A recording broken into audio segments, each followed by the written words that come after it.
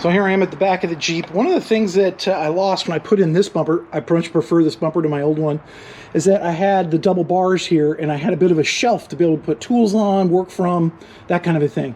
Without that, everything just has to go into the ground. And while this is not an overlander rig or anything like that, when I'm out trail riding or whatever, you just need someplace to work from. So I got this table that to go on. I got a table to put on the back of the tailgate, and this is from Suparee, and they sent it to me to try it out and see if I can put it on a YJ.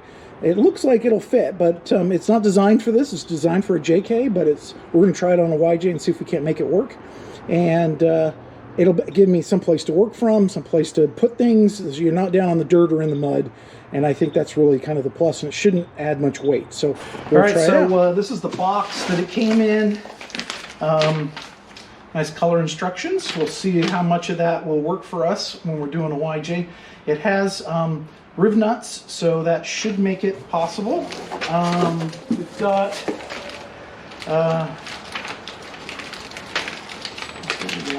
it's going to tape together. So this is the template for figuring out where to screw everything in, so that should make things pretty easy. Drill bit for all the drilling you got to do for the holes, and the actual table. So we'll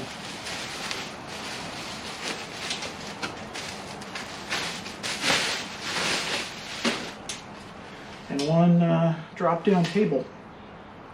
Rib nuts are kind of already on the back, so basically just got to drill some holes, line it up, drill some holes, set those rib nuts, and screw it in. So it should be pretty straightforward. Not too heavy either. So let's see. Alright, so I took the opportunity to clean this up, clean it off.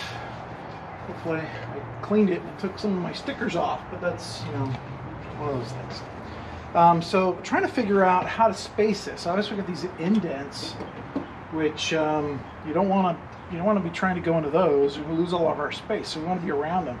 And I think I got this pulled apart here so I can kind of fiddle with it.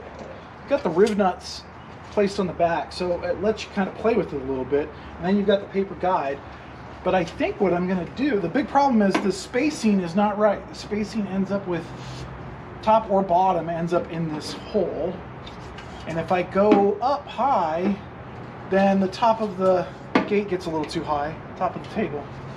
So I think what I'm going to do is use this screw right here, drill a new hole, because this spacing is not quite right. Drill a new hole right up here, a little higher, and use that as my first spot there. That'll bring me down here. I level it off on this side, and I think that will work. So I need to drill this out so that it'll fit this nut, and then I'll use that as my starting point, and then we'll go off of that, and I think that will work pretty well. So alright, so I got the table over here in a spot where I can work. This is the little bolt that holds the latch in. It's 1/4 inch is the size of this, so you got to cut a 1/4 inch hole, which I just did, and I just used a nice little step bit and went right through it, and I basically lined it up right between the two little mounting or little clip holes there, or bolts, and that should line me up just right. I'm planning on keeping the little rubber bumper right there, and so we'll use that as our starting point, and we'll figure out where else we need to mount this thing.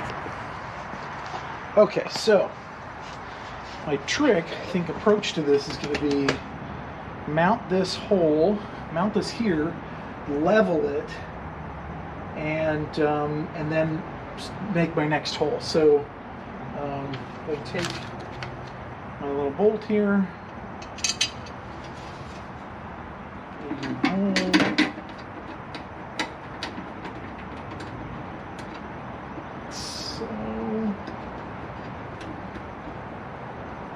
okay, so now I've got this side. Now these brackets are the same height, they're mounted the same way.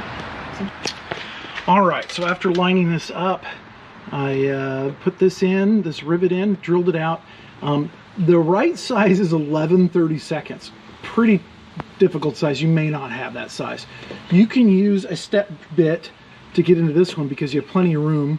I had one step bit that was 11/32. Then you want to use a riv nut tool as the easiest way to do it because it's going to be a little loose. You'll be able to slip it right in there and use the riv nut. All right, so they come with these little, this upper bolt normally would have this little, I don't know, little rubber bumper on it so that this sits up tight and doesn't rattle around and stuff. I would imagine that's what that's for.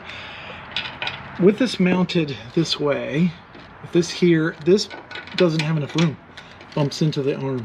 So I think I'm just gonna drill another hole.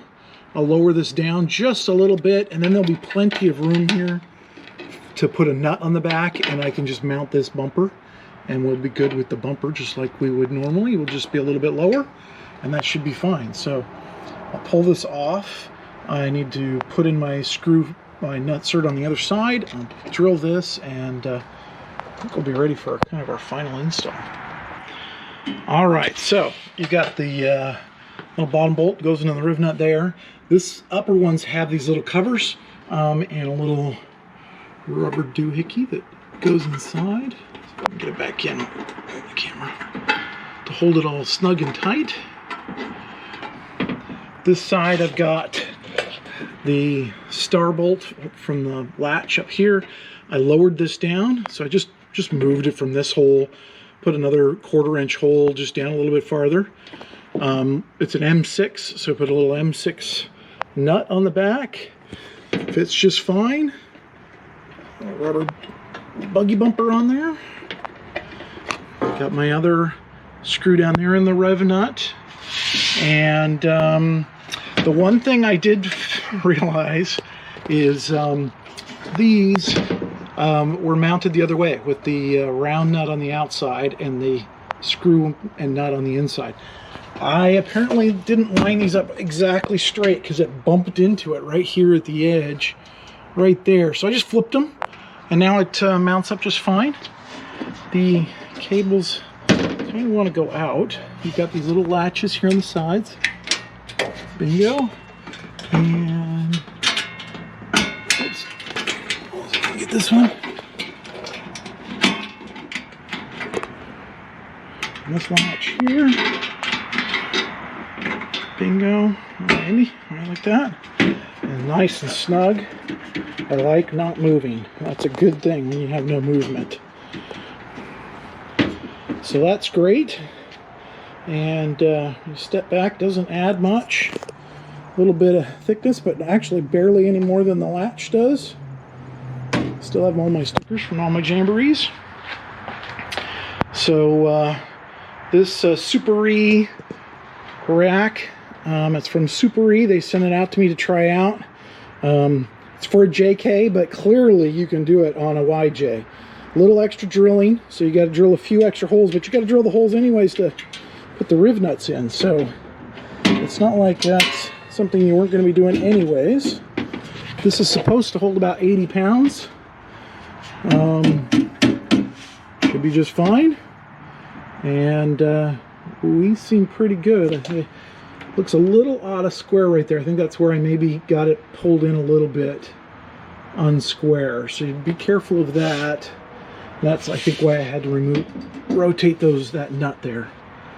But overall, this product worked just fine for this application, even though it's not designed for it. That's one of those great things. All right, so got that table mounted. It's for JK, but hey, we're YJs. We can make anything work.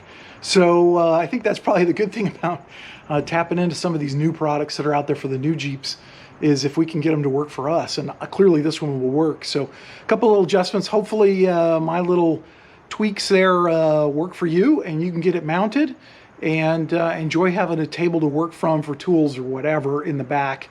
Can be a million uses. So hopefully it's helpful. Again, this is some Suparee. They sent it to me. The link is in the description below, and you can pick it up there, and now you know how to mount it on your YJ. Have a great one. Thanks. See you again.